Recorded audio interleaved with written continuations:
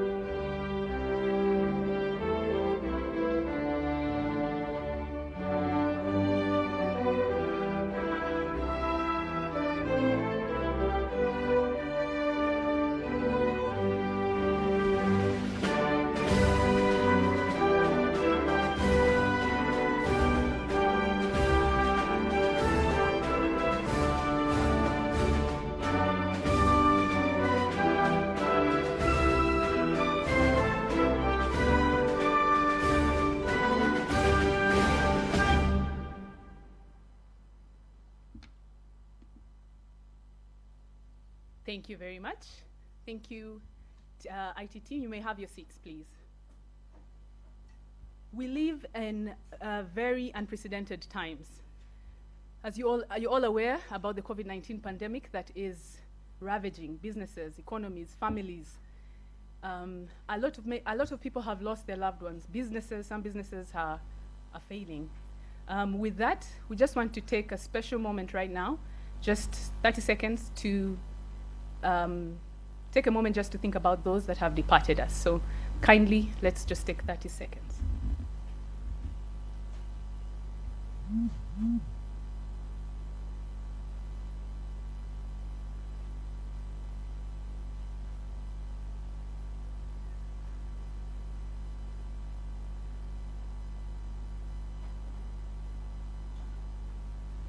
Thank you so much.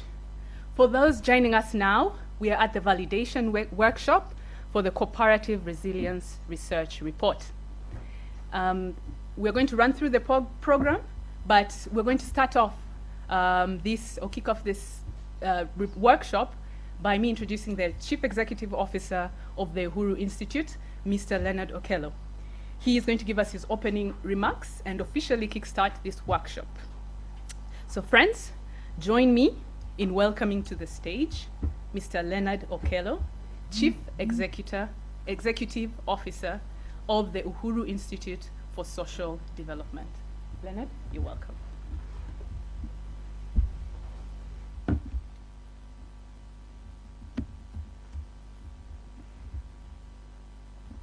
Are we on?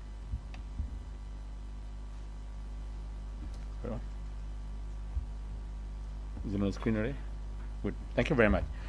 Good morning, everybody. As you've been told, we are excited to bring to you the validation workshop of this study on resilience of cooperatives that I will leave the details to be given to you by the team. I'm here just to welcome you and wish you a very good day. And as I do that, I'd like also to take the opportunity to let you understand a bit more about the Uhuru Institute. We were founded in 2013, and we are an institute, a source of business that is set up to provide and connect cooperatives to various products and services that cooperatives have and would like to get into. We also provide these services, link them to these services, so that they can contribute effectively to socio-economic transformation of this country. We hope that this program will soon get to the Pan-African and global scene. To achieve that, we are running a strategy called the COP 360 Initiative, with a mission of enabling a united, enterprising, prosperous cooperative movement that contributes at least 40% of Uganda's GDP by 2026. Very ambitious program, but we're determined to be part of making a difference in socio-economic transformation of this country through the cooperative business model. In doing that, we have adopted a learning-as-you-go strategy. This has helped us a lot to build our understanding of cooperatives, their needs, their ambitions, their hopes, through practice, research, and innovating dynamic and flexible products and services and solutions for cooperatives.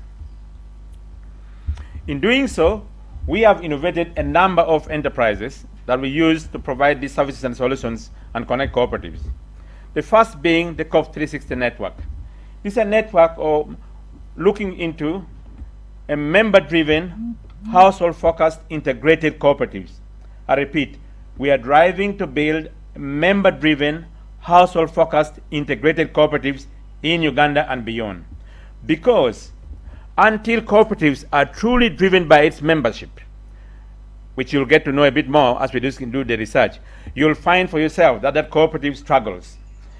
And if the cooperative does not benefit its members, the members do not patronize it, that cooperative struggles.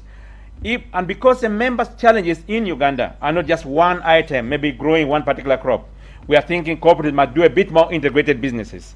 So it is member-driven, household-focused, integrated cooperatives that the COP 360 network is building. And we're looking at attracting at least one cooperative per district so that we help them grow from the limited space they're in into a giant and a module for that district. Because they realize that the cooperative movement has suffered so much, and it is only important that we help them build that. So that is already taking place. We already have cooperatives in different parts of the country, 15 as we talk now, and we have a number of applications. But the process of joining is rigorous, so that we help that cooperative get started to grow with us together. Because we realize that just calling people in will make them not come with that dream of a member-driven, household-focused integrated cooperative. We also provide training and business development support through the Skill Corp, which today is launching the Business Handbook, the Business Success Handbook. The Skill Corp enterprise was designed based on the needs derived from the research we have done and our work with cooperatives. The capacity building we do is also adopting a learning as you go. So everything we do helps the cooperative build its internal capacity. We also provide media services through the Cooperative magazine. The Cooperative does news for cooperatives, cooperative education, and cooperative advocacy. When we started working, the news about cooperatives was not very common in Ugandan media. But going around the country, getting more people excited and joining the cooperative movement, we have seen an increasing cooperative. So we have put this magazine to become the voice of the cooperative movement. And we are working with this magazine to advocate, to educate, and inform people about what is happening in the cooperative movement, especially those voices of the voiceless from the grassroots that often do not find spaces in the public and decision-making fora. We also run the Uhuru think tank. The think tank provides strategic research, policy advocacy, and for informing scientific decision-making in the work we do. This think tank is what is going to deliver to you today. A very interesting research about cooperative resilience. We also have a financing facility for cooperatives. This is called the Freedom Fund. It's about raising financial freedom. It's time for freedom now. And the best is financial freedom we're talking about. So it's about dynamic, flexible, affordable financing for cooperatives. It is usually members of those cooperatives recommended by their cooperatives who sign agency agreement with the Freedom Fund that get these loans from the Freedom Fund. There are a number of products credit products under the Freedom Fund. We also provide insurance services under the Freedom Fund. We have a number of ICT solutions we are building. One which already started to work, but others about to get onto running in the near future. They include a profiler for cooperative, what they call the COP 360 profiler. The profiler draws data of every member of the cooperative and profiles the cooperative itself, so that the cooperative can understand the challenges of the institution, but also the challenges of its members, and can be able to provide the services its members actually require. It is usually when we have finished providing the members that leaders and managers who are working with us, who are members of the COP 360 network, wake up to realizing, wow, we are providing probably even less than 1/3 of the services our members need. And they begin to work to do this after the analysis drawn from the COP 360 profiler. Sokone in the marketplace, an e-commerce platform which is just about to get launched, and Splendor, an ERP system which will cover accounting, stores, human resource, customer care, and payment solutions, and anti-money laundering. So those are systems we are putting in place so that the cooperative movement can go digital. In the world of today, we cannot have cooperators claiming to do business and not going digital. You'll get to know more on that in the research study which is coming. And finally, we have a youth program called the Youth Leadership and Entrepreneurship Development Program. We train leaders and entrepreneurial leaders. And I can tell you, I can proudly report to you here, Mr. Chairman, that a number of the young people we train are councillors in the district councils, in sub-county councils, and quite a few are now in parliament. They are OBs and alumni of the COP 360 of the Youth Leadership and Entrepreneurship Development Programs that we build. The program is called No Excuses, because in the life of today, the youth cannot afford excuses anymore. We've got to move and move now. Those are the enterprises that the Uhuru Institute provides services to cooperators every day. And we are building them, we are growing them, in the hope that in the next 3 to 5 years, actually cooperatives will co-own these by buying shareholding into them when they're ready. When they become systematically perfect enough to run, we would like then members, cooperatives who have joined the network can co-own this in shareholding, and they run as property of the cooperative movement. We are not doing this to enrich the Uhuru Institute, because we are a social business. We're not about getting too rich. We are about enabling our people grow together with us. So we have had very interesting enabling partners, and I'd like to just mention some of them. We work with the Uganda Cooperative Alliance.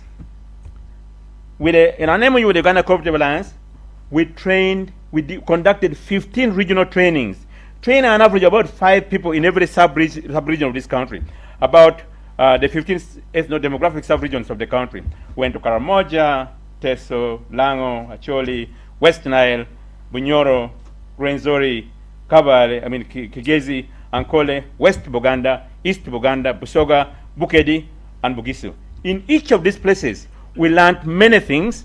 Together with the UCA, we learned many things that cooperators are looking for.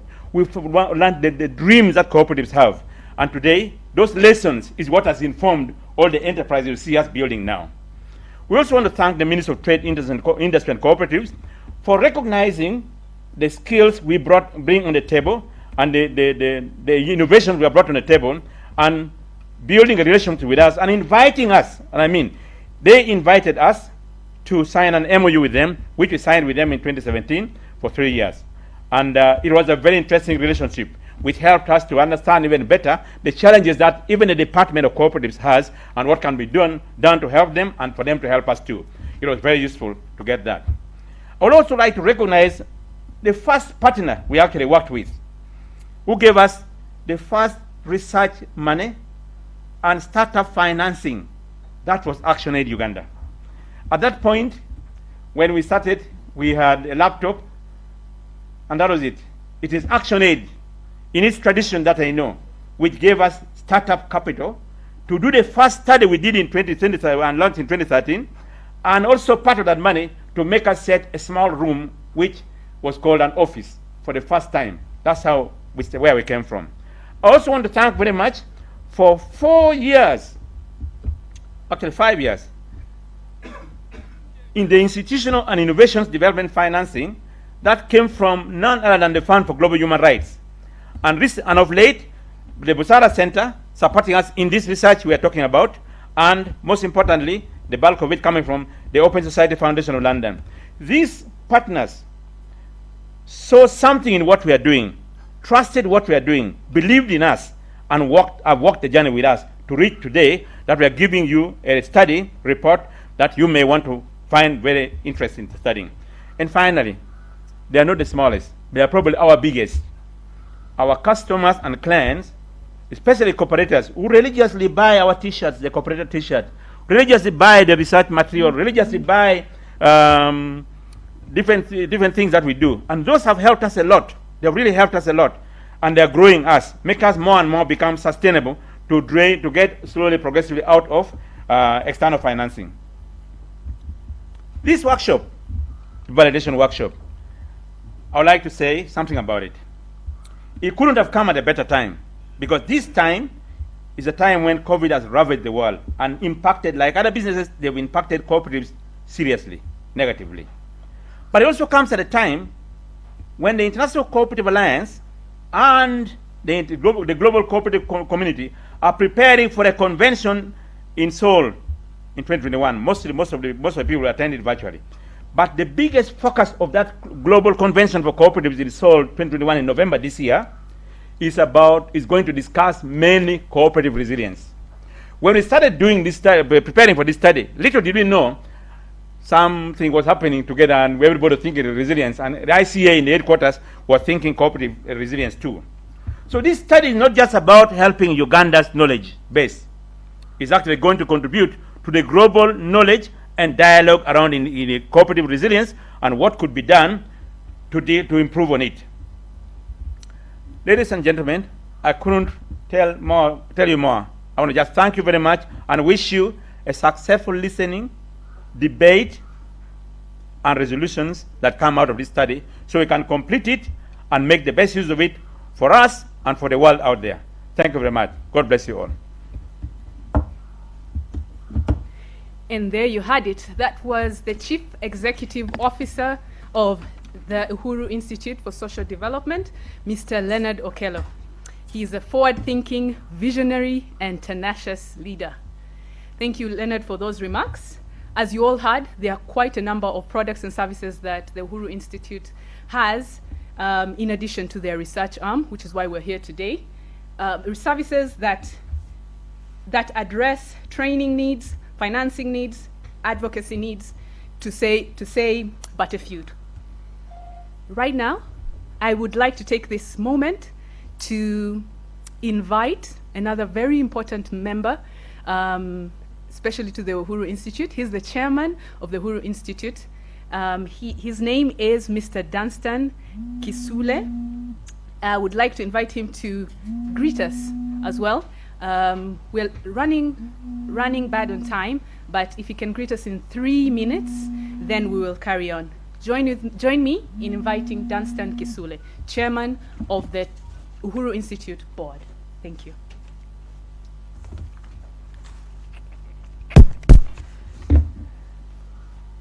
Thank you so much. Because of time, I will just read the message that I have. Since 1913, the cooperative movement in Uganda has undergone a journey of opportunities and challenges, but has remained alive even when many out there had written them off. Cooperatives have transited from the anti-colonial movement to a monopoly of cash crop marketing to competing with local and international private sector players in the market. The cooperative business context has witnessed further changes, such as a younger market population, emergence of instant digital transactions, and globalization, bringing a variety of products and services into the sitting rooms of our markets through mobile money, other online payment solutions, which demand accurate and timely accountability from cooperative managers and leaders. With increasing natural disasters like floods, droughts, locusts, and now health emergencies like the COVID-19 pandemic, the risk of decreasing organizational resilience and increasing vulnerability is extremely high. To remain resilient, we need to rethink our business models, modernize our operational systems, and regularly conduct strategic research that will inform our business and institutional development decision-making to fit in contemporary times. This also means that our operations are informed by our unique cooperative identity, namely values, ethical values, and the 7 principles of cooperatives to maintain social impact, the social impact mission. This is what the study that was carried out by the Uhuru Institute for Social Development has attempted to find answers to. And so it's my prayer that the cooperative movement and the government worldwide over will find value in the findings of the cooperatives resilience study to help in the search for solutions that can grow the cooperatives for the good of humanity. From what we've been told here today so far by the CEO, the study also confirms that the urgent need for imparting knowledge in the cooperative movement through trainings, mentorship, and coaching in business skills development solutions is urgently needed. As I end, I'm extremely happy to see that this book and the study are going to be launched today. Thank you very much. Thank you, Dunstan. That was Dunstan Kisule, Chairman of the Uhuru Institute for Social Development Board. Now, without further ado, because we're trying to keep time, just to mention, Dunstan, I equally agree and I'm equally excited for the report and the handbook that are about to be launched today. So thank you for those words. We take it to heart. Now on the program, we will have Gideon Tor. He is the Engagement Director at Busara Center for Behavioral Economics in Nairobi. Gideon is with us on our Zoom link. Gideon, if you're on, please just say hello to make sure that you're there. Gideon Tor, Engagement Director for Busara. Busara is one of our partners that played a very key role in this research report. Gideon? Yes, morning. Can you hear me? Yes, we can hear you. Okay, Gideon, please give us your remarks before we jump into I think everyone is ready for the meat, but please give us your remarks. Thank you. Yes, thank you very much. Greetings, warm greetings, everyone from Nairobi. My name is Gideon Tor. I am an engagement director at the Busara Center for Behavioral Economics based here in Nairobi. As the name suggests, Busara is a research and advisory organization that works with a range of different partners in the private, public, and social sectors, where we work with them to apply behavioral economics insights, principles, and methodologies in designing and implementing research studies, programs, products, and policies. So we have active operations in Kenya, Uganda, Tanzania, Ethiopia, Nigeria, but also in India, but work primarily across most of the African continent and South Asia.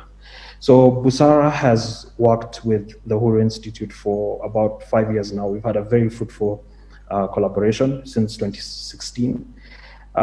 We have collaborated on multiple research and capacity building activities, which have really strengthened the Uhuru Institute's appetite for and capacity for using research, evidence, and data as a foundation for organizational strategy, product development, and general overall decision-making at the organization.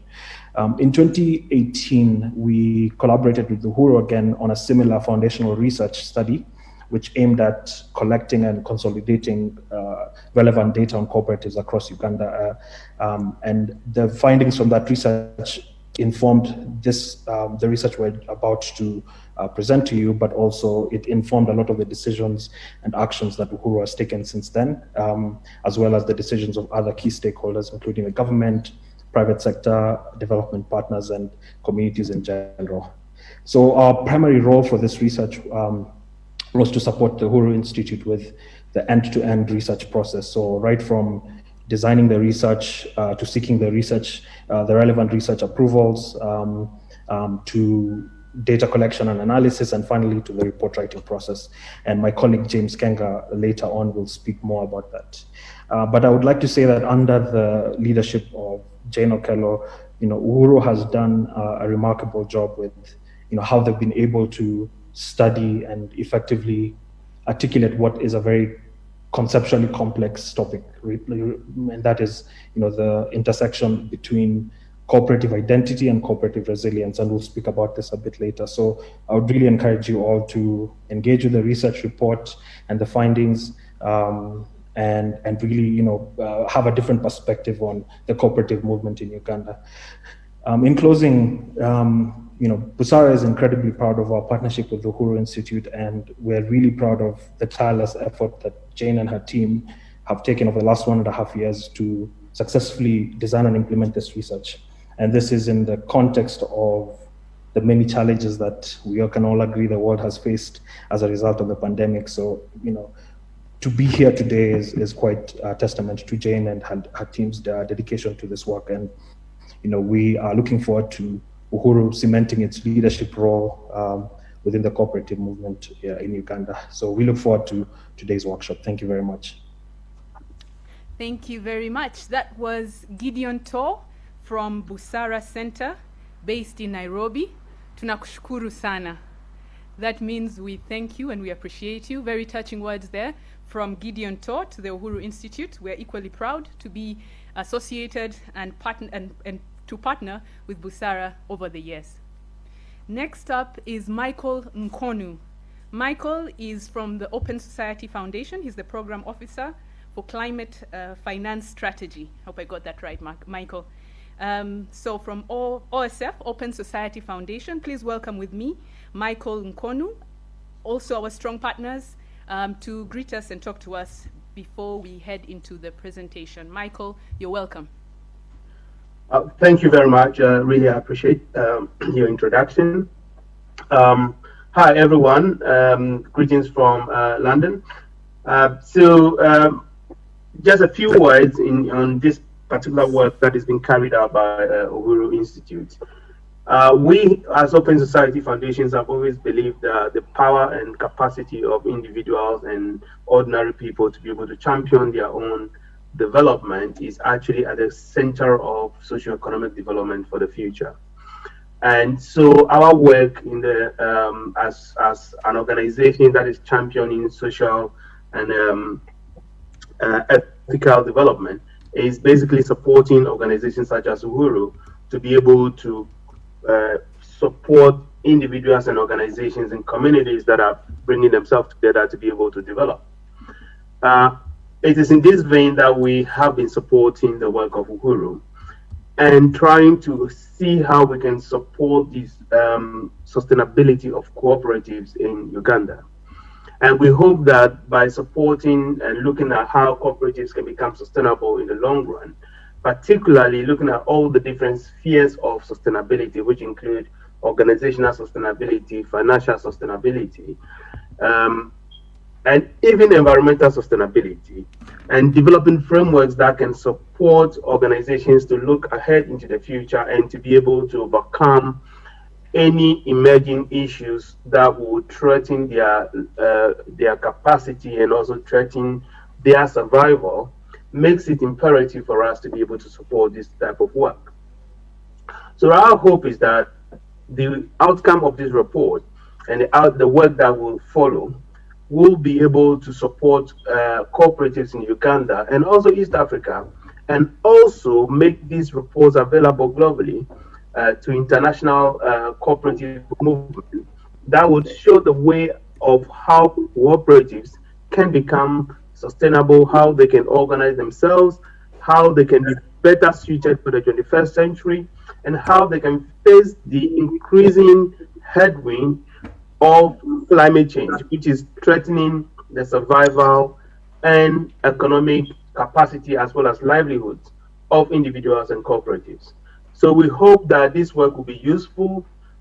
We, as Open Society, are willing to continue to support this piece of work going forward, understanding how it could be rolled out and also how it can be mainstream into the operations of cooperatives. So I wish you a very successful program, and we are with you all the way. Thank you very much.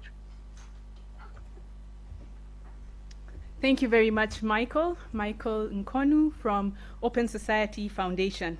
Thank you for those words there. Before we get into the program that we are all excited and here for, and that is the findings of the report, of the research report that we're here to validate. This is will be an interactive session. There will be a time when we will call in for your questions to be answered by the panelists. The panelists are ready and geared up for the session. But before I get into that, I would just like to give us a couple of quotes on resilience. We're talking about resilience today. What is resilience? The team will explain that in detail, I'm sure. But a quote by Mary Holloway. Resilience is knowing that you are the only one that has the power and the responsibility to pick yourself up. Yes, the pandemic is happening, but you are the only one that has the power and the responsibility to pick yourself up. And just one more before we get to the panelists. Enthusiasm is common. Endurance is rare. This is by Angela Duckworth.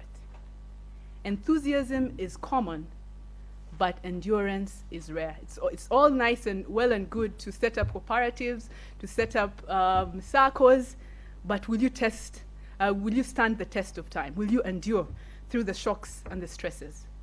Cooperative resilience, everyone. Now we're just going to get into the findings of the report. And as they're setting up the presentation, please, for those that have just joined in, my name again is Doris Mvano Ndizeye, and I am the moderator for this session today. I'm about to call up the principal investigator of the report.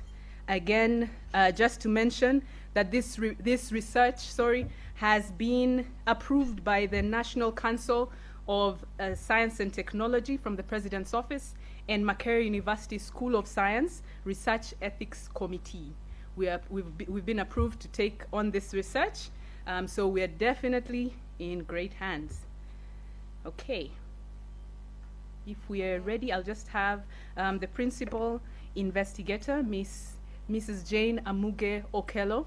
Mrs. Jane Amuge Okello is also the operations director at the Uhuru Institute for Social Development. So please join me in welcoming Mrs. Jane Amuge Okello to present the findings of this report, for which we will be able to interact, interrogate, and share our thoughts. Jane, you're welcome. Doris, will you make sure that we can see the presentation? Okay, thank you. The technical team is setting it up just now, and we'll have it up. Jane can greet us in the meantime. Thank you for that, Gideon. Thank you, Doris. Oh, Michael, sorry. Viewers and listeners, thank you to our partners.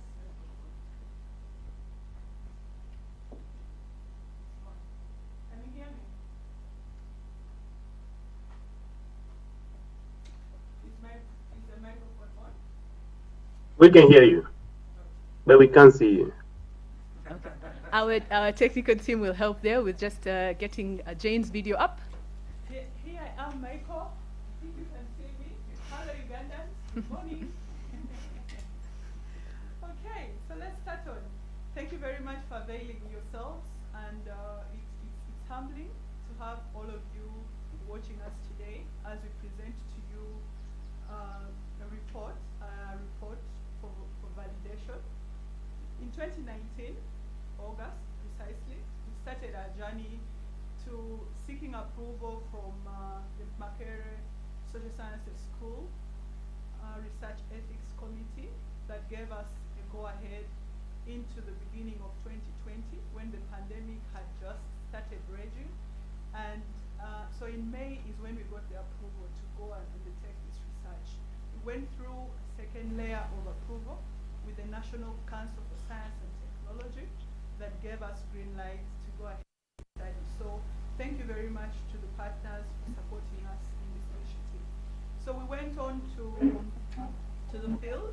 That was in October of last year, and we have been analyzing data, and we've been able to come up with our draft report. So today we will be validating a report, a research titled Cooperative Identity, a Crucial Determinant of Cooperative Resilience, a case study of cooperatives in Uganda.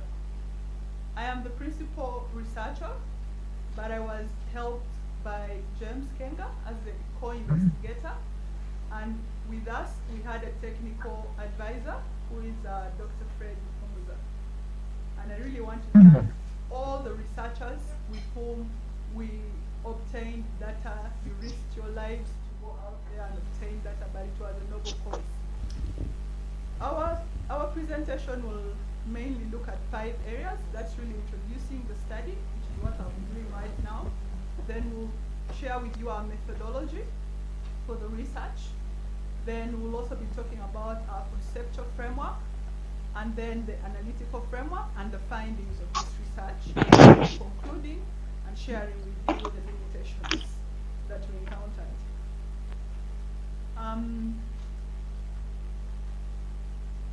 We are at a point in time when we cannot relegate the discussion of cooperative around safe and secure food systems.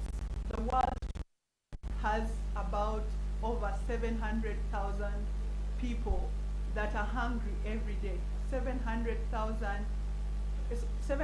million people that are hungry on a daily basis. And I'm sure some of us have katumbo and poor eat out there, but there are people that are hungry every day. But beyond hunger, we are threatened by a pandemic, that's the COVID-19 pandemic, which has unsettled our businesses, and cooperatives have not been left unscorched. Now, this study is also in pursuit to the Sustainable Development Goals, within which secure agribusiness food systems sit. Within which agribusiness food systems sit. But also, when you look at all the 17 Sustainable Development Goals, the discussion we'll be having in today will point into each of those. And I think at the heart of the work that the International Cooperative Alliance is doing, resilience comes in as a key area.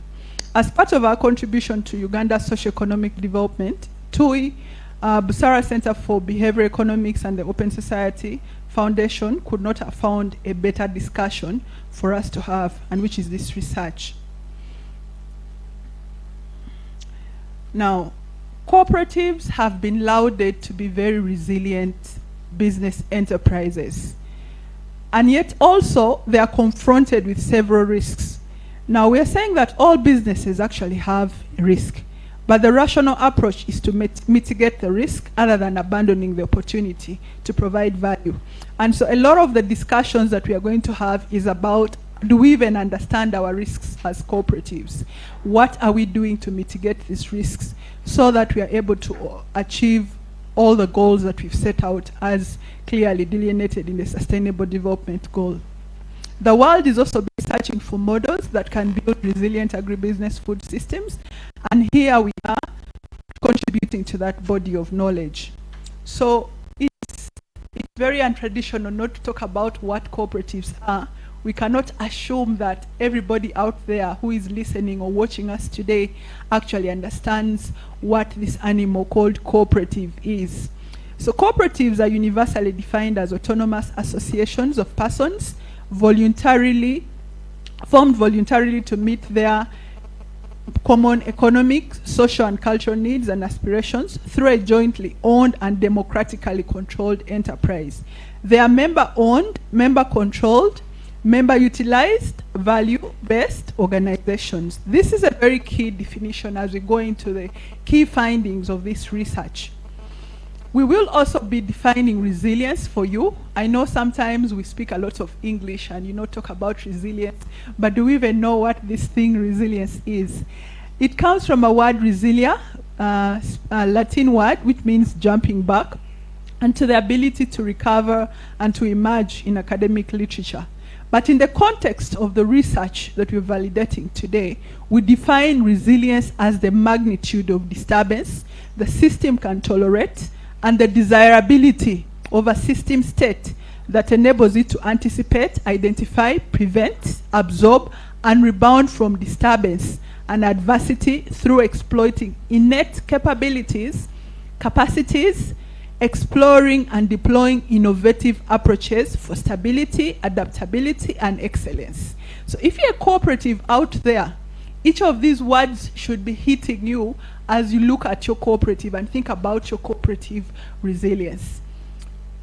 The purpose of our research was to establish a framework that will guide the prediction, identification, measurement, and reporting of risks, vulnerabilities, capabilities, adaptability, and innovative strategies and actions for the resilience of cooperatives. Today, we will be unveiling a cooperative resilience measurement framework that we have coined together, and we will expect a lot of feedback from you on whether our thought processes are exciting and will respond to the needs of the cooperatives. The key objectives of the research was to identify how cooperatives have optimized their unique character, enshrined in their definition, principles and values to cope, remain stable, adapt to situations, innovate, and remain resilient in the face of adversity.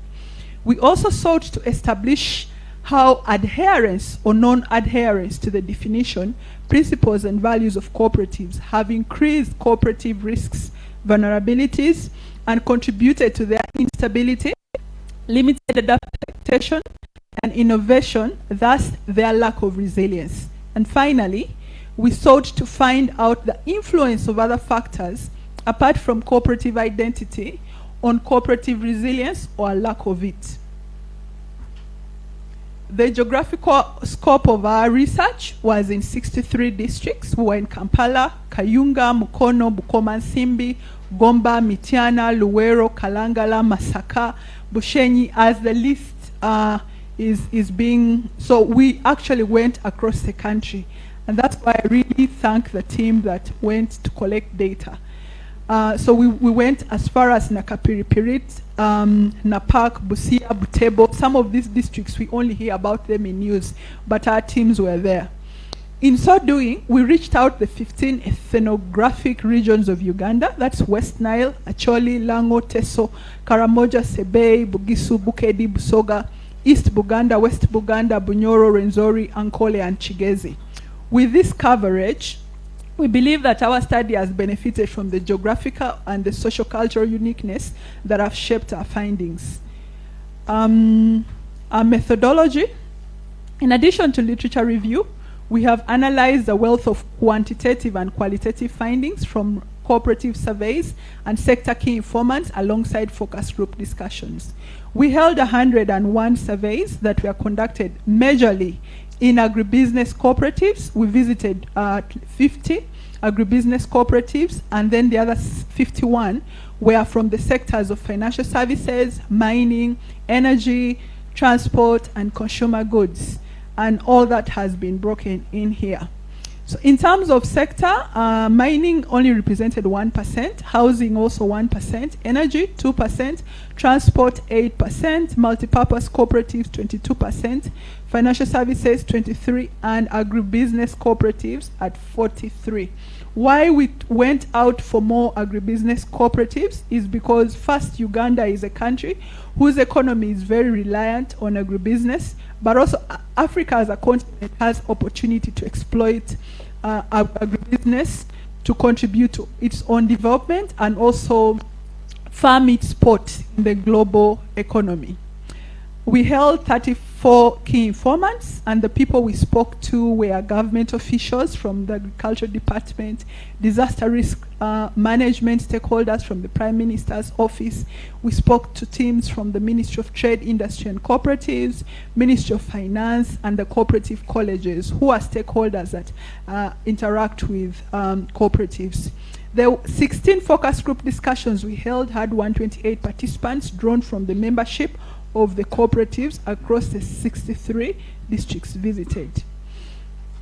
In terms of representation, Eastern Uganda had the most cooperatives, that's 33.3%, Western had 23.2%, Central 21.2%, Northern 14%, West Nile 6%, and Karamoja 2%. We provide evidence of how the Resilience Measurement Index can be applied in a forward perspective to predict and identify risks and vulnerabilities that the cooperatives may be exposed to. In a backward perspective, to understand fault modes mirrored through the resilient quadrants, which we'll talk about at the end. And our results show an interaction between two or combined effect or reverse cause or effect relationship within the cooperative identity, characteristics, environmental factors, and cooperative resilience. Our analysis postures environmental factors as positively and negatively interacting with cooperative characteristics in determining their strength and stability. I would like to take a break and hand over to my co-researcher, that's Dr. Fred Muhumuza. Doctor, you're welcome.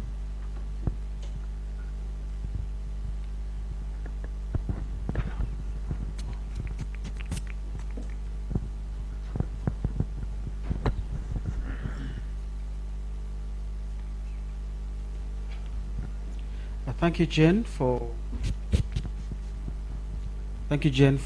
the introduction, and good afternoon. We've just crossed over into the afternoon.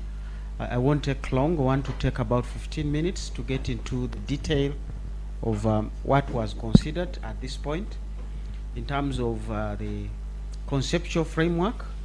As Jen has indicated, there are quite a number of variables that were considered.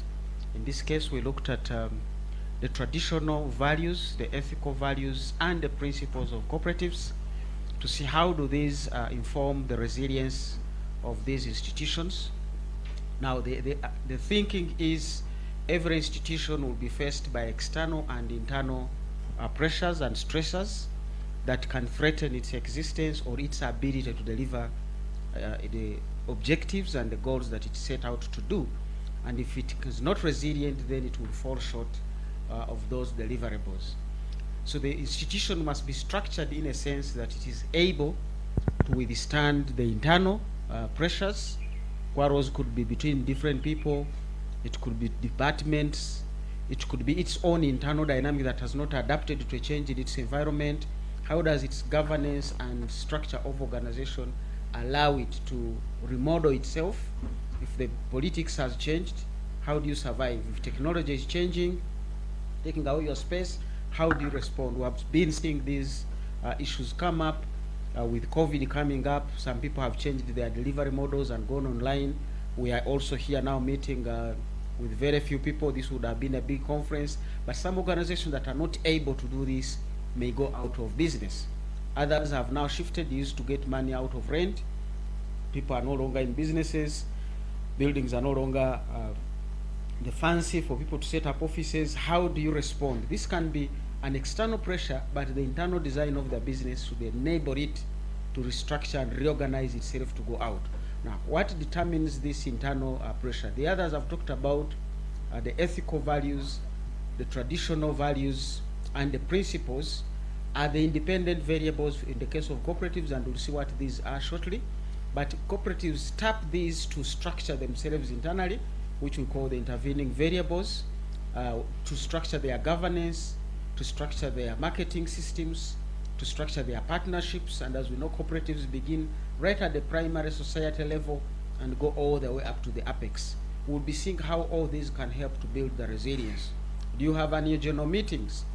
That's an internal structure, but which can influence the oversight function of the shareholders who are not involved in the day-to-day running of the organization, but also it allows members to see in. It is an openness, it's a democracy. These are some of the principles. Now, depending on how the organization taps those aspects to structure itself, it may become very strong or very weak in order to resist the external and internal pressures, as we've said. External pressures may involve technological changes, may involve political changes. As we all know, the cooperative movement in Uganda, 30 years ago, there was a monopoly. Only cooperatives would deal with coffee, would deal with tea, would deal sometimes with different things. But then liberalization is a policy change. Kind of change the dynamics, and anybody who did not transform to that may not come through. Some of them lost their assets. In a sense, how do you respond when your assets have been taken away? Now, those structures result into what we are calling the dependent variables, which are aspects of collaboration.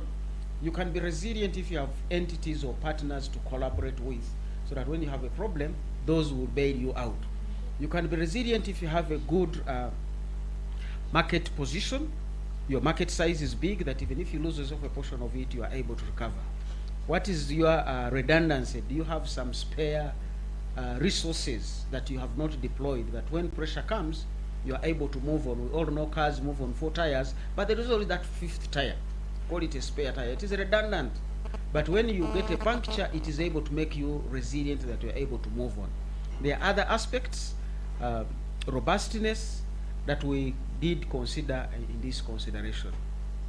So the conceptual framework is basically built on that, on how have these principles been used: voluntarism, open membership, democratic member control, member economic participation, autonomy, independence, education and training.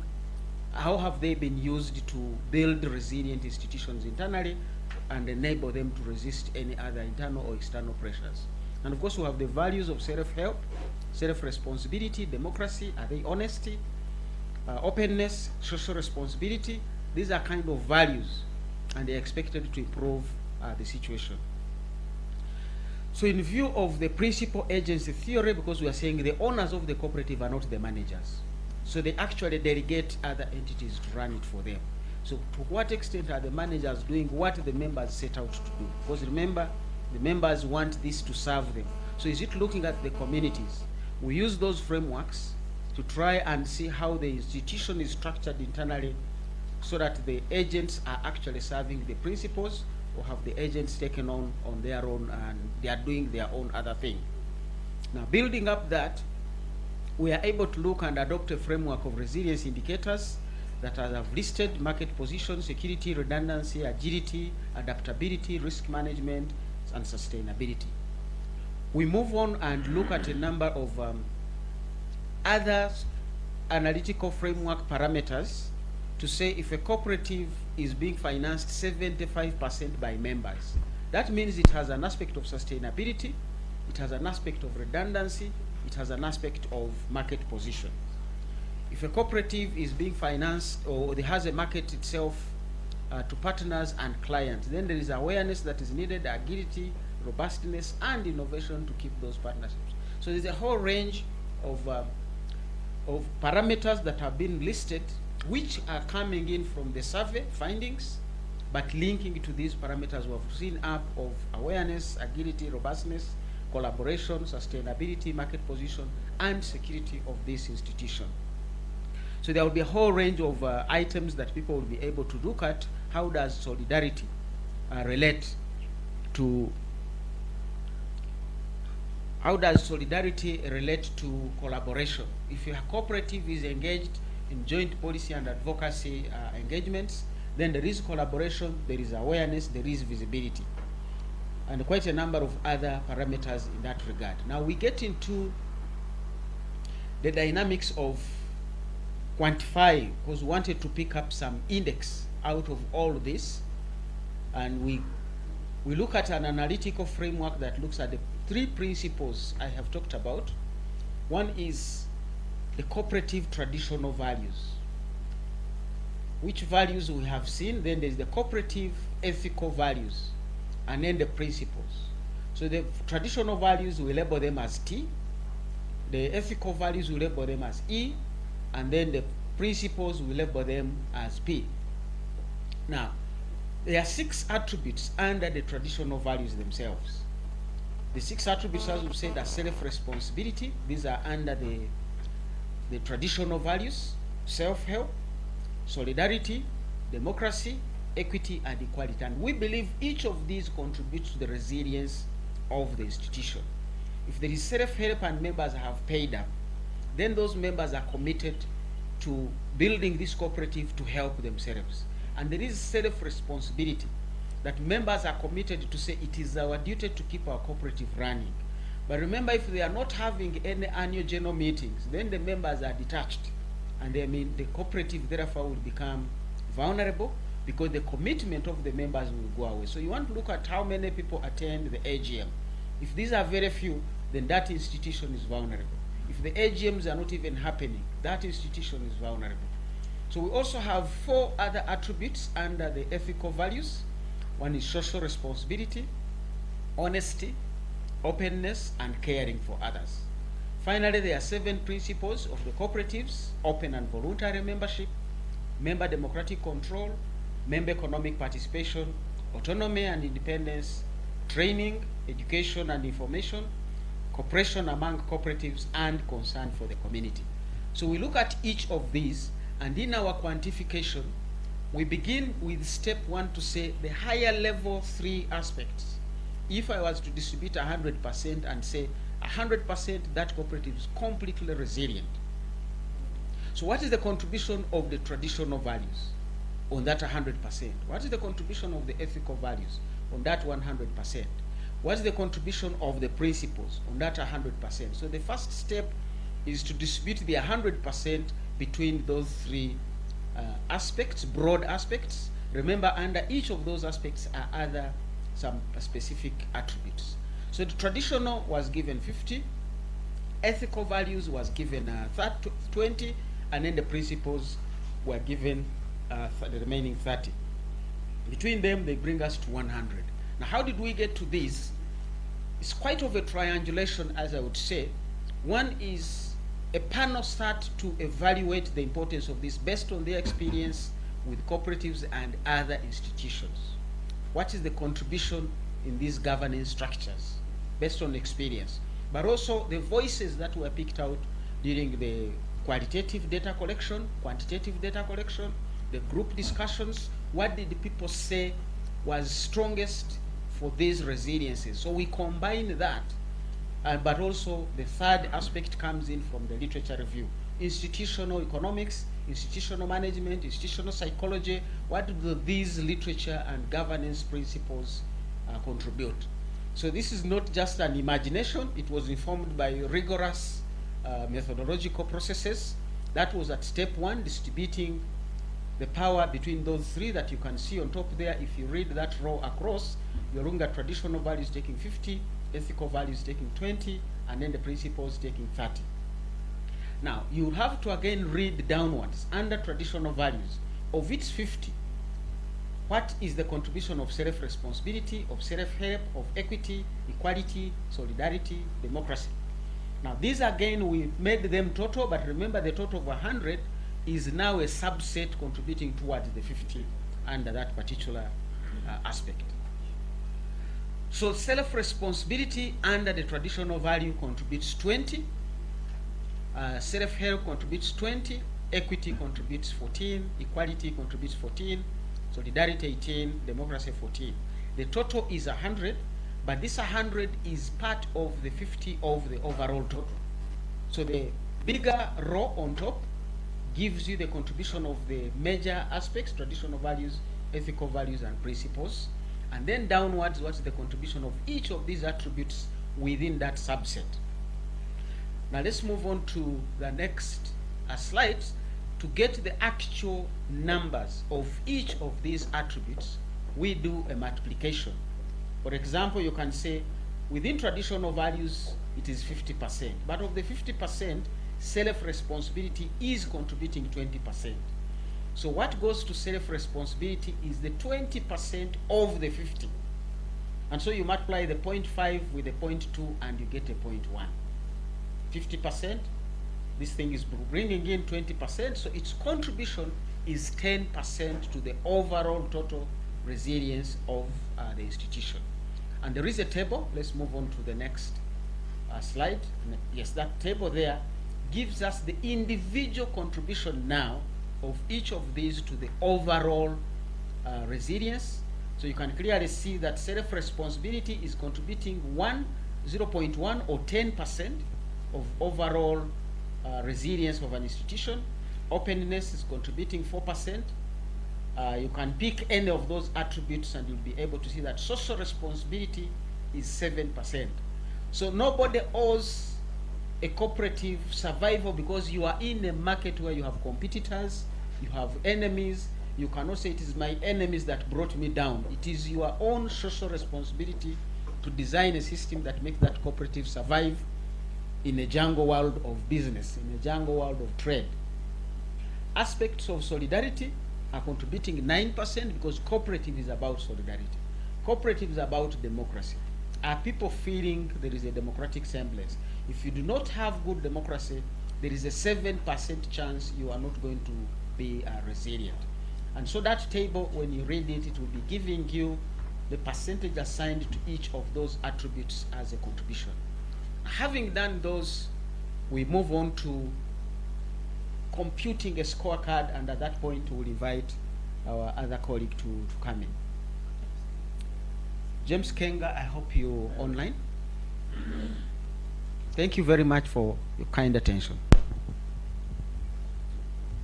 Yes, Dr. I'm online, thank you.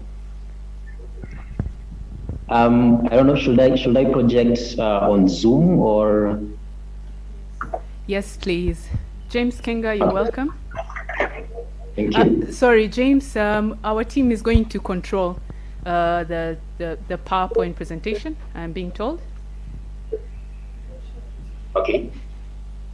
Okay, thank you. Okay, that's fine then. Please carry on. James Kenga is from Busara.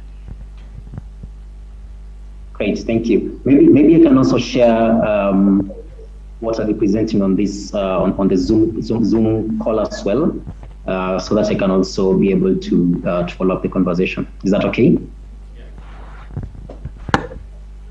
Yes, that's okay. Thank you. Okay, great. So the culmination of our research and the discussions that sort of followed after led us to the development of what we call the cooperative resilience measurement tool. And the essence behind this tool is that we wanted to provide a simple yet useful tool for cooperatives to measure the resilience level. So I think from the research findings that have just been presented, it's evident that resilience is vital in the existence and operations of cooperatives. So we therefore hope that this tool will actually be a major boost in terms of pushing cooperatives to be more sustainable. So just to quickly go through this measurement tool. So this tool is divided into 4 key sections. So the first section is where each individual cooperative will rank themselves against what we call the cooperative principles. And then at the end of the first section, they'll be able to know what is their score, the resilience score against the 30% that Dr. Fred just shared with us in the presentation. And then the second section mainly deals with scoring of the cooperative across the traditional values. And the end it's for the cooperative to know how they've scored against the 50% that the traditional values do contribute to the resilience of the cooperative. And then the third section is the ethical values. So this again, the cooperative will score themselves across the different observable variables within these ethical values. And then at the end, they'll be able to get their score, which should be a total of 20% according to the percentage that ethical values do contribute to the resilience of a cooperative. And then finally now, the cooperative will be able to see what the outcome is, where they'll have a result of whether they're resilient or they score low in terms of the resilience level. So just to quickly speak what each of these columns mean. So the first column, which is column B, so this is where we have what we call the latent variables. So these are basically the cooperative principles, the traditional values, as well as the ethical values.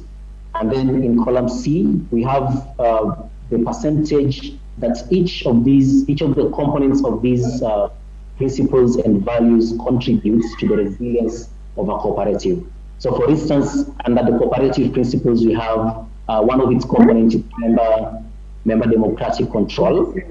And here, as you can see, that member democratic control contributes 5.4% to the resilience of a cooperative. And then next, what we have on column D are what we call the observable variables. So basically, these are the different parameters, or rather the observable parameters that contribute to these specific components of the principles, of the values of a cooperative. So basically what a cooperative will have to do when they're scoring themselves is they'll have to look at each of these observable variables and then score themselves whether they meet this parameter, score themselves with a yes, and score themselves with a no if they do not meet each of these parameters. So for instance, we have some dummy entries here within column F. So this is where the cooperative will be filling in. They don't have to touch any of these other columns, that is column B, C, D, and E. So basically, a cooperative will be filling in what we have in column F. And what we are saying here is that each cooperative will be measuring themselves against each of these parameters here. So for instance, for this specific cooperative that we were measuring with, we see that we have 5 parameters across the member democratic control variable. And for this specific cooperative, they score themselves as yes, meaning they meet all of these 5 parameters. So, and then column G here, it basically captures the amounts, or rather the number of variables that specific cooperative has responded to be meeting. So for instance, for this specific cooperative, it meets all the 5 parameters as stated here. And then finally now, we have to get a resilience score. So the resilience score, it's a score based on what we have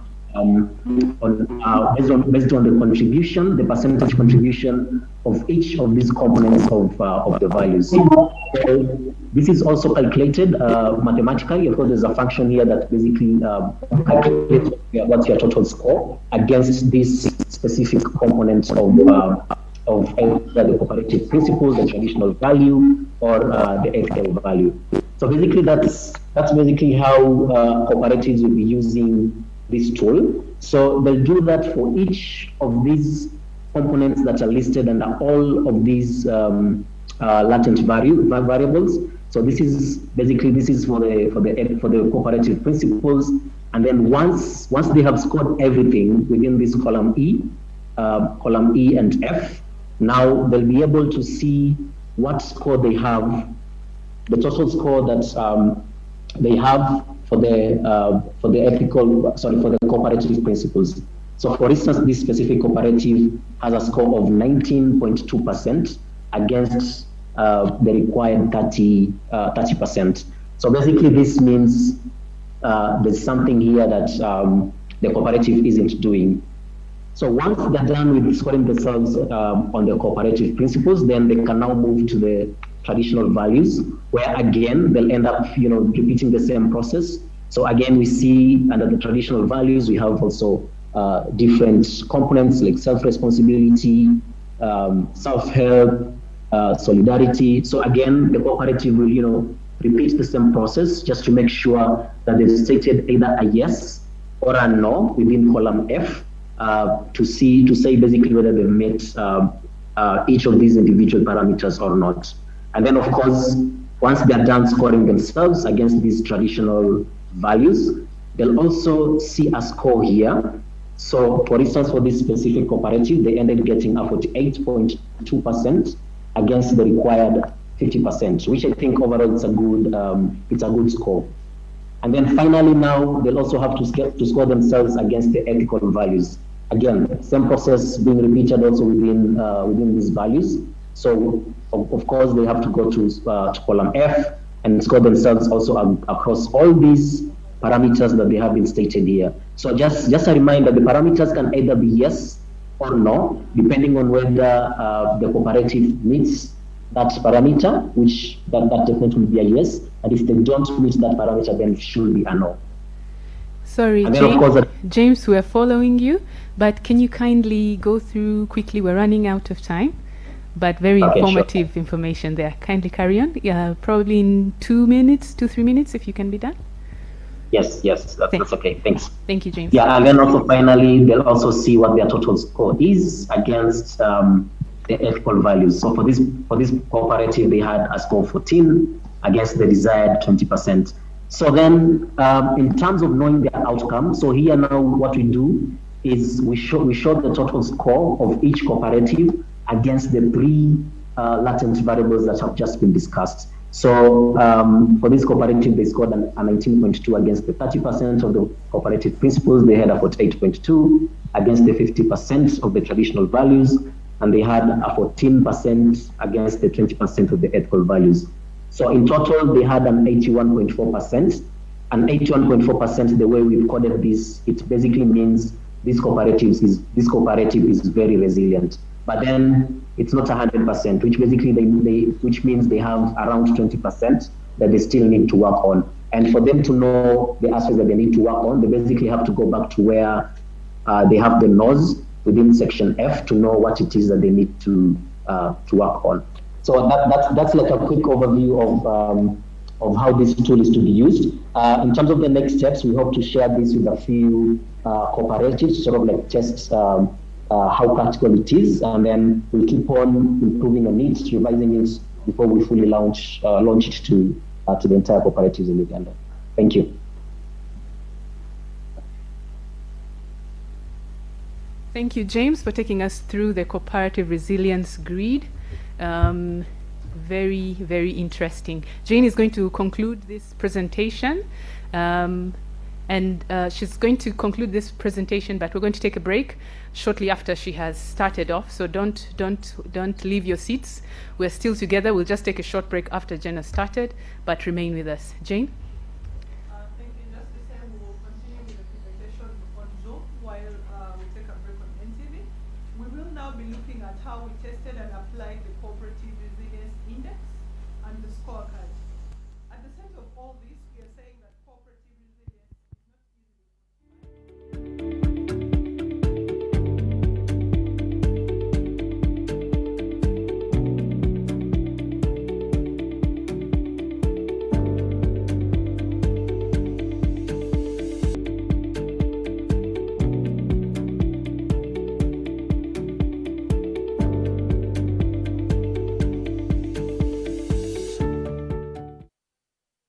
Cooperative business that can respond to their needs.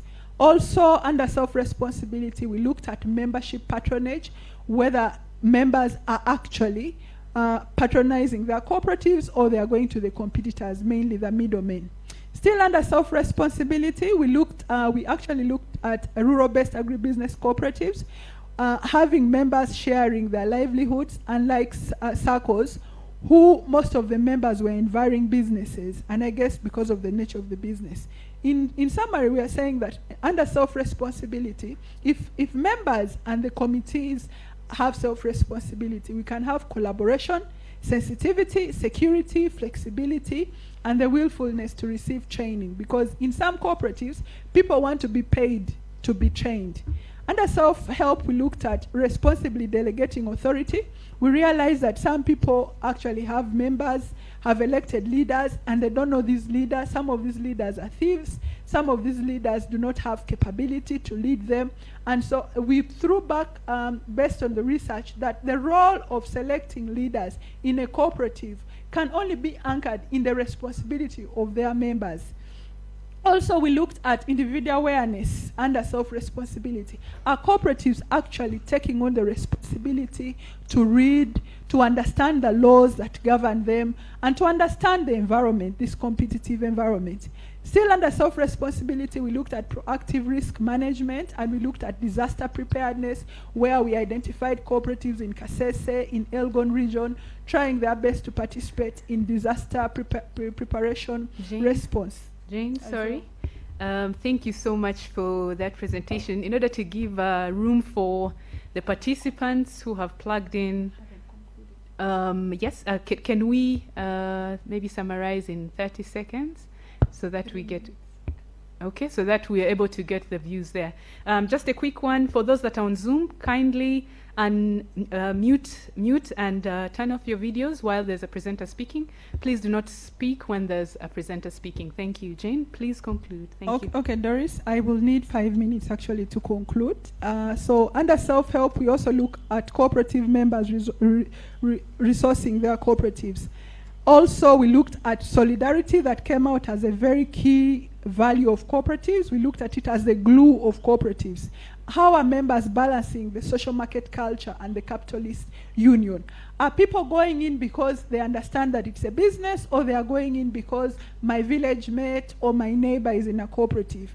And so we realize that it is very important for the economic purpose and the social purpose to meet for somebody to enjoy being in a cooperative. And under this, we said it will be very risky for someone to mainly focus on solidarity and leave out the economic mission, because naturally people go into cooperatives for economic gain.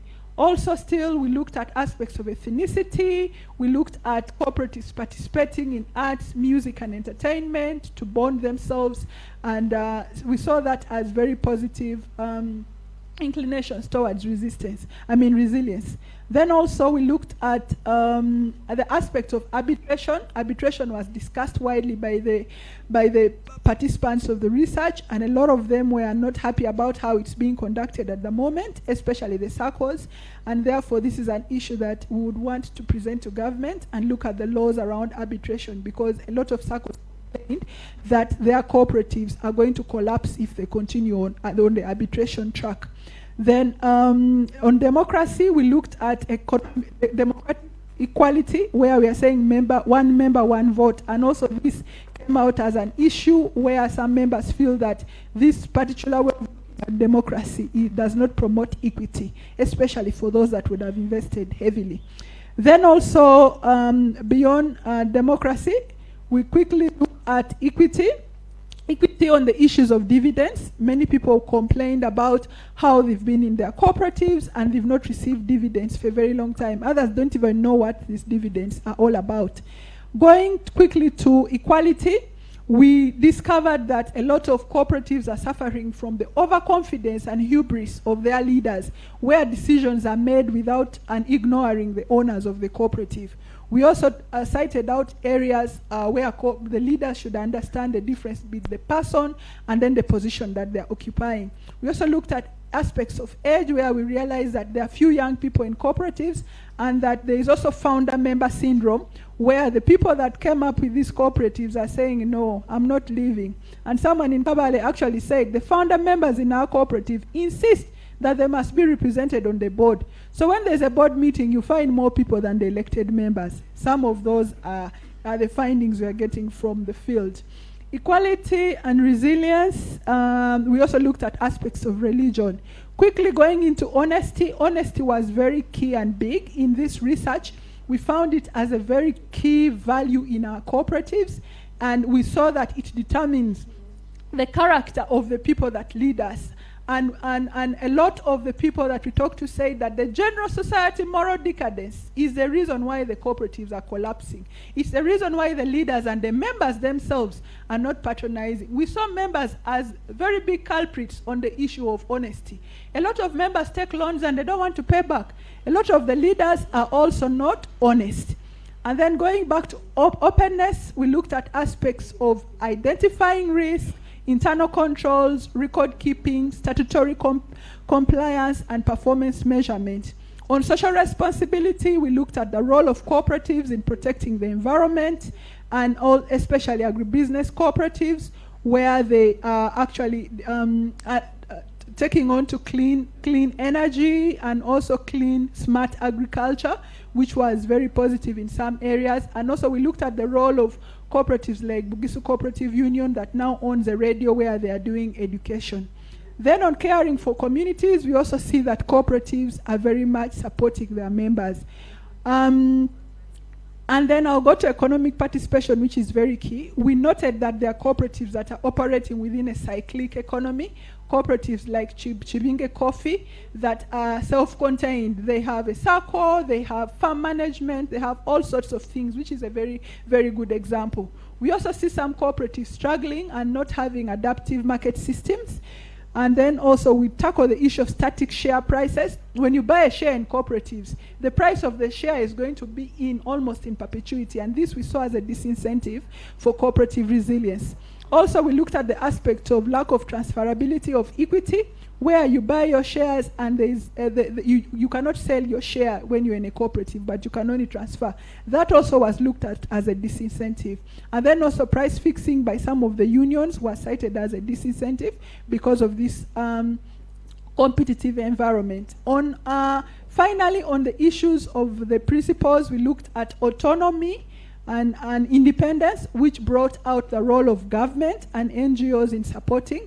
Government has been seen as providing an enabling environment, but also has been cited as providing a controlling regulatory and legal environment. So cooperatives are yearning to be seen as private businesses and not to be controlled by government, but just to be supported by government. We also saw overlaps within the MDAs, which is frustrating the cooperatives. Disaster management was seen as weak, especially because of the way the Prime Minister's office is deployed at the moment. So we're looking for more there. Cooperators are also asking government for peace and security to be able to continue. And quickly on the issue of private-public partnership, we saw that as an opportunity for cooperatives.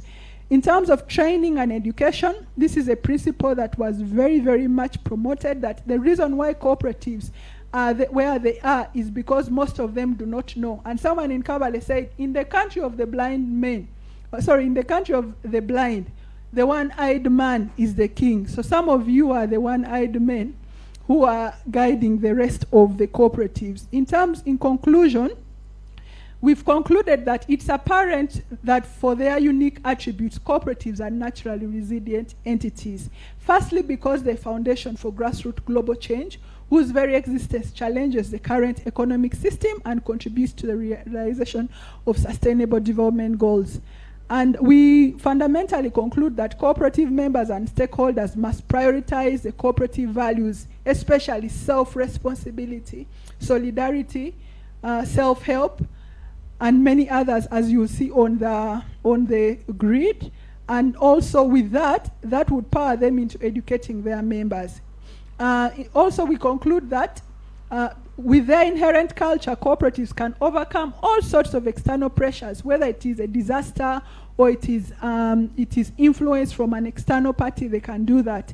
And for agribusiness, we cannot talk secure agri-food systems without ensuring a healthy cooperative culture amongst the owners and stakeholders that interact with these cooperatives. Agricultural cooperatives have to develop vertical linkages that enable them to respond to their needs. In achieving resilience, we note that it is a continuous process and that some of the cooperatives will move from being vulnerable, transient, rigid, and adaptive. But the best place to be is an adaptive cooperative. In terms of recommendations, the Rochdale values and principles can deliver both resilience and sustainability with only a few adjustments in the treatment of capital and profit. Improving the reward for investment so that members realize the long-term value of buying equity in a cooperative. Standardizing measures to ensure equity in the rewards of patronage and stamp out free riding. Government and donors should provide an enabling environment instead of a seemingly controlling authority. Cooperatives are private businesses. They need to have the liberty to work in a competitive environment with less constraints. Cooperatives who provide their members only inclined towards economic purpose should demutualize and become investor-owned firms instead of pretending to be cooperatives. Cooperatives must embrace technology because there is no place for business without being digital. The limitations of our study was that the resilience is generally an abstract subject to measure. So to come up with an index relied largely on the subjective views of the researchers and the qualitative findings. Secondly, the cooperative resilience index was developed using the subjective rankings of the various resilience attributes, and the resilience indicators used for measurement were only picked based on what the researchers understood were the most suited. Lastly, the cooperative survey were not randomly picked, thus findings fail to be generalized to all cooperatives in Uganda. Areas of future research, we recommend that the International Cooperative Alliance undertakes a study on what the values and the norms can be adopted from the new generation of cooperatives that are mainly in the United States of America. But also that would then enable us to address some of the inherent limitations in the values and the principles, especially in the area of capital treatment and profit. With those very many words, I would like to hand over to you, Doris. Thank you very much for listening to us. I hope this research has added your knowledge value and that we'll be talking more resilience and cooperative culture going forward. Thank you very much. That was Jane Amuge Okello, Principal Investigator of the Cooperative Resilience Research Report. We also heard from Dr. Fred Muhumuza, who was a co-investigator. He's otherwise a policy analyst. We also heard from James Kenga, who works with Busara and also contributed significantly to this report. We're running out of time, but we want to change the program just a little bit. We will launch, we have another book. The Uhuru Institute is quite passionate about this cooperative movement. So we are going to launch the Cooperative Business Success Handbook first. Then the questions that you're itching and dying to ask, we will request that you hold on to your seats and have your questions and answers and your question session after the launch. The person, very important person, who's going to handle the launch of the Business Success Handbook, Cooperative Business Success Handbook, is none other than Dr. Dunstan Kisula, the chairman of TUI board. Dunstan, you're welcome. Thank you so much. Doris has made me a doctor. I'm an engineer by profession, not a medical doctor, neither by qualification, by studying. Okay, this is a very important handbook which I would want every cooperator to get. It's the Cooperative Business Success Handbook, and so it's being launched today. Please make sure you get yourself a copy. But still, having said that, James, Dr. Muhumuza, and Jane, thank you so much for the research, extensive research that you have done. I hope people will be able to get the presentation that was being made, because it's really, really quality. And I'm speaking for me because I'm a cooperator. And so as a cooperator, I was following very keenly the things that you are, the presentation that you are making, and it was making a lot of sense. So in addition to that, there's this handbook which is also being launched today here at Kampala Serena. Please get yourself a copy and you'll be able to improve on the way you successfully run your cooperative. Thank you very much. A round of applause for Dunstan. Apologies for that, Dunstan. I would just like to make a note. We were supposed to have the Honorable Minister of State for Cooperatives, Honorable Gume, Frank Gume. However, he lost one of his relatives due to COVID, unfortunately, so he was not able to be here with us.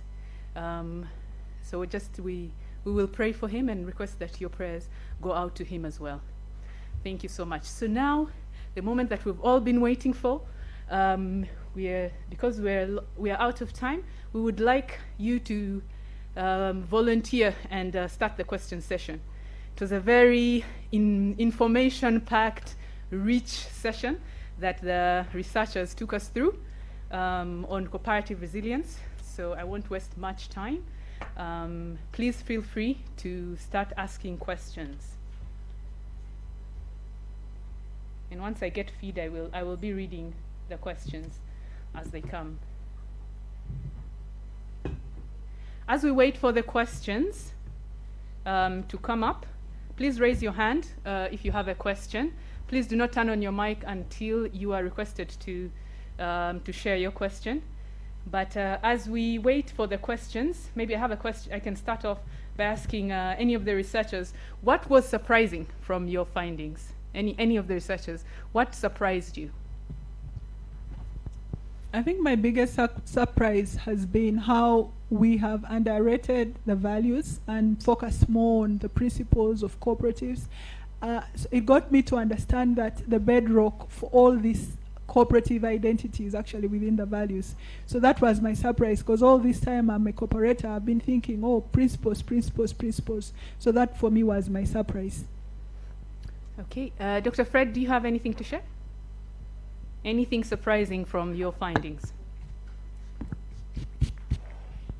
I think it was the wealth of knowledge of the people about what this is all about, interactions with them. When you read their messages from the focus group discussions from individuals, you clearly see they really have a passion to cooperate for survival, maybe because many of them, that is all they can do. They are not like many other people, elites and rich people who will always be knowing I have my 10 million, if I get any problem I can run there. These individuals know I have marginal income, all I need are people around me. So that for me is quite encouraging to hear those messages that came through the focus group discussions. Thank you so much. Please bring in the questions, keep the questions coming in. I will read them as I get them. Feel free to write your question on the chat also, in case you're not being picked up on, but I'll ask my team to scan the participants. If there's anyone with a hand, please just let me know. In the meantime, James Kenga, this is for you. We talk a lot about mindset change to grow in any sphere, and I think cooperative resilience and how we think about cooperative resilience is also something that we need to change, and in order for these cooperatives to grow. What practically, James, can a cooperative that is plugged in right now do to ensure that their cooperative is resilient? Based on mindset change, what exactly do they need to do practically? Well, thank you for that question. James, can you hear me? James, can you hear me? Hello, yes, can you hear me? Yes. Did you get the question? Yes, I did. Okay, carry on. Great, thank you. So I think in my view, I'd say there needs to be a good. Hello? Sorry, kindly, for those that are trying to talk, please kindly mute your microphones until you're allowed to speak. James, carry on. Thank you. Thank you. Yeah, I think for me, I'll say there needs to be a good connection between the cooperative leaders and the members themselves. I think we saw instances where this sort of like a disconnect also creates, a syndrome where cooperative members are not, hugely concerned with the operations of their cooperatives. So I think the mindset needs to come in terms of the connection between the leadership and the members themselves. The members of the cooperatives need to realize that these cooperatives are their own vehicle, it's their own instrument towards success, towards development. So it's essential for them to be a part of, the day-to-day runnings, the day-to-day decisions, and therefore emphasizing on, having that connection between the leadership and cooperative members. I think that would be the best place to start from. Okay, thank you, James, for that. I have someone online, Stella from MPIFA, is saying now that COVID-19 has affected many cooperatives. Okay, what are the deliberate recovery plans? Okay, sorry, I'm just being prompted that NTV is about to go off. Thank you for those that are tuned in online on NTV. We are going into the news hour, so we're going to be cut off, but kindly join us on the Zoom link that has been shared to you already. Thank you so much for watching, and our thanks goes to NTV as well for airing this show with us. So when we go off on NTV, we are carrying on Zoom. Thank you so much. I will carry on with the question from Stella, MPIFA. She says, now that COVID-19 has affected many cooperatives, what are the deliberate recovery plans, not only with government, but also civil society and other players. She's the coordinator of Mpigi District Farmers Association, that's MPIFA. I don't know who from the panelists wants to handle that.